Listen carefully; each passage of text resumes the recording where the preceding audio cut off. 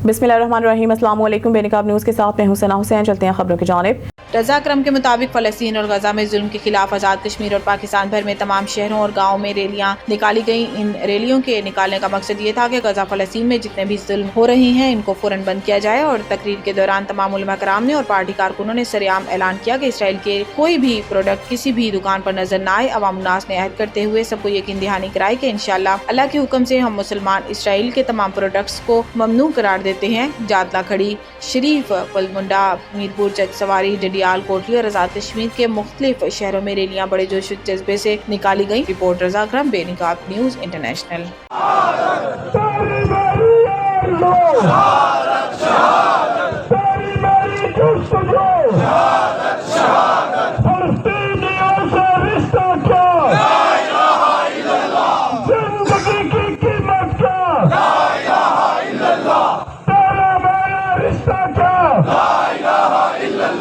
नबी की नबूवत का